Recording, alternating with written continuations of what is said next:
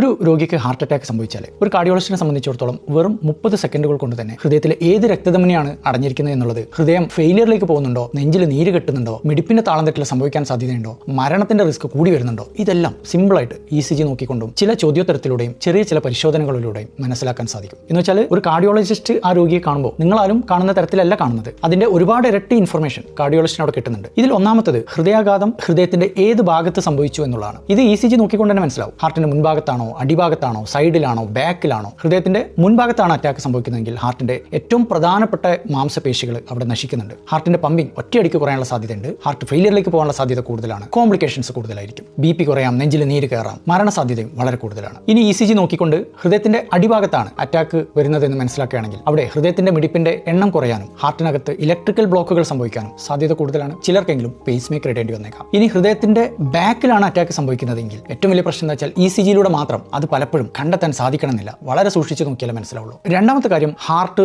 ഫെയിലിയറിലേക്ക് പോകുന്നുണ്ടോ ഇല്ലയോ എന്നുള്ളതാണ്. ഒരു വ്യക്തിയെ സംബന്ധിച്ചിടത്തോളം ഹാർട്ട് അറ്റാക്കിന്റെ കൂടെ ഹാർട്ട് ഫെയിലിയർ ഇല്ലെങ്കിൽ ഭൂരിപക്ഷ ആളുകളും പെട്ടെന്ന് തന്നെ രക്ഷപ്പെടും. എന്നാൽ ഹാർട്ട് അറ്റാക്കും ഹാർട്ട് ഫെയിലിയറും ഒരുമിച്ചാണ് സംഭവിക്കുന്നതെങ്കിൽ അവിടെ നടക്കുന്നത് ഹാർട്ടിന്റെ പ്ലംബിംഗ് പ്രശ്നവും എഞ്ചിൻ ഫെയിലിയറും ഒരുമിച്ച് വരുന്ന പോലെയാണ്. പലപ്പോഴും പ്ലംബർ ചെയ്യുന്ന പോലെ ബ്ലോക്ക് നീക്കിക്കൊണ്ട് മാത്രം ആൾ രക്ഷപ്പെടണമെന്നില്ല, എഞ്ചിൻ കൂടെ നമ്മൾ രക്ഷപ്പെടുത്തിയെടുക്കേണ്ടി വന്നേക്കാം. ഭൂരിപക്ഷം അറ്റാക്കിലും ഹാർട്ട് ഫെയിലിയർ സംഭവിക്കണമെന്നില്ല. അതിന്റെ ഒരു കാരണം എന്താ വെച്ചാൽ ഹാർട്ട് അറ്റാക്ക് വന്ന് രക്തയോട്ടം കുറഞ്ഞ് മാംസപേശികൾ നശിക്കുമെങ്കിലും ഹൃദയത്തിന്റെ മാംസപേശികൾ നശിക്കാത്ത മറ്റു ഭാഗങ്ങൾ ഇതിനെ കോമ്പൻസേറ്റ് ചെയ്ത് കൊടുക്കുന്നുണ്ട്. അത് കാരണം ഹാർട്ട് ഫെയിലിയറിലേക്ക് പോകില്ല. എന്നാൽ ഹാർട്ട് ഫെയിലിയറിലേക്ക് പോകുന്ന വ്യക്തികളെ സംബന്ധിച്ചിടത്തോളം ശ്വാസകോശത്തിലേക്ക് നീര് കയറുകയാണ്. മറ്റു ചിലർക്ക് കാർഡിയോജനിക് ഷോക്ക് എന്ന് പറയുന്ന ഏറ്റവും കൂടിയ അവസ്ഥയിലേക്ക് എത്തിപ്പെടും. കാറിന്റെ എഞ്ചിൻ കംപ്ലീറ്റ് ഫെയിൽ ആവുന്ന ഒരു അവസ്ഥ. ഇങ്ങനെ വരുന്ന രോഗികൾക്ക് BP ഉണ്ടാവില്ല, ശരീരത്തിന്റെ മറ്റു ഭാഗങ്ങളിലേക്ക് ഓക്സിജൻ കിട്ടുന്നുണ്ടാവില്ല, ബോധക്ഷയം സംഭവിക്കാം, കിഡ്നി ഫെയിലിയറിലേക്ക് പോകാം. വളരെ അപകടമാണ്. ഇത് ചികിത്സിക്കാൻ പ്രത്യേക മരുന്നുകൾ, ചില ഹാർട്ട് സപ്പോർട്ട് മെഷീനുകൾ. മൂന്നാമത്തെ പ്രശ്നം അറ്റാക്കിന്റെ സമയത്ത് ഹൃദയമിടിപ്പ് സ്റ്റേബിൾ ആയിട്ട് നിൽക്കുന്നുണ്ടോ അതോ താളം തെറ്റുന്നുണ്ടോ എന്നുള്ളതാണ്. ഇതിന് അരിത്മിയ എന്ന് പറയും. ഇവിടെ സംഭവിക്കുന്നത് ഹൃദയത്തിലെ മാംസപേശികൾക്ക് രക്തം കിട്ടാതെ വരുമ്പോൾ ഹൃദയത്തിലെ ഇലക്ട്രിക്കൽ സിസ്റ്റം താറുമാറാവുന്നതാണ്. ഇതിന്റെ ഭാഗമായിട്ട് ഹൃദയമിടിപ്പ് താളം തെറ്റുന്ന വെൻട്രിക്കുലർ ടാക്കിക്കാർഡിയ, വെൻട്രിക്കുലർ ഫിബ്രിലേഷൻ തുടങ്ങിയ മാരകമായ അവസ്ഥകൾ സംഭവിക്കാൻ നെഞ്ചിൽ ഷോക്ക് കൊടുത്തുകൊണ്ടാണ് പലപ്പോഴും ഇത് നമ്മൾ തരണം ചെയ്യുക. അതിന് പുറമെ എത്രയും പെട്ടെന്ന് ആൻജിയോപ്ലാസ്റ്റി ചെയ്ത് ബ്ലോക്ക് നീക്കൽ നിർബന്ധമാണ്. ഹൃദയാഘാത സമയത്ത് ഭൂരിപക്ഷ മരണങ്ങളും സംഭവിക്കുന്നത് ബ്ലോക്ക് കൊണ്ടല്ല,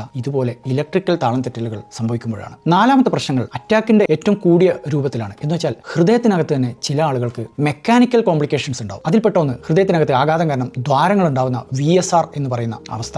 ഇതൊരു എമർജൻസി പ്രശ്നമാണ്. പലപ്പോഴും ഓപ്പറേഷൻ പോലും സാധ്യമാവണമെന്നില്ല. മുല്ലപ്പെരിയാർ അണക്കെട്ടിലൊക്കെ വലിയൊരു ഹോൾ വന്നാൽ അണക്കെട്ട് പൊട്ടാൻ പോകുന്ന ഒരവസ്ഥ. അത്രക്ക് അപകടമാണ്. രണ്ടാമത്തെ പ്രശ്നം ഹൃദയത്തിനകത്ത് വാൽവുകളെ കൺട്രോൾ ചെയ്യുന്ന ചില മാംസപേശികളുണ്ട്. ഈ മാംസപേശികൾ പൊട്ടുന്നത് വഴി ഹൃദയത്തിനകത്തെ വാൽവുകൾ വാതിലിനെ പോലെ അടഞ്ഞിരിക്കാൻ സാധിക്കാത്തൊരവസ്ഥ, ഹൃദയത്തിനകത്ത് രക്തത്തിന്റെ ലീക്ക് സംഭവിക്കുന്ന അവസ്ഥ. ഇതിനെ പാപ്പിലറി മസിൽ റപ്ചർ എന്ന് പറയും. മൂന്നാമത്തത് ഹൃദയത്തിന്റെ ഭിത്തികൾ തന്നെ പുറമേക്ക് പൊട്ടിപ്പോകുന്ന ഫ്രീ വാൾ റപ്ചർ. ഇത് പലപ്പോഴും പെട്ടെന്ന് തന്നെ രോഗിയെ മരണത്തിലേക്ക് നയിക്കും.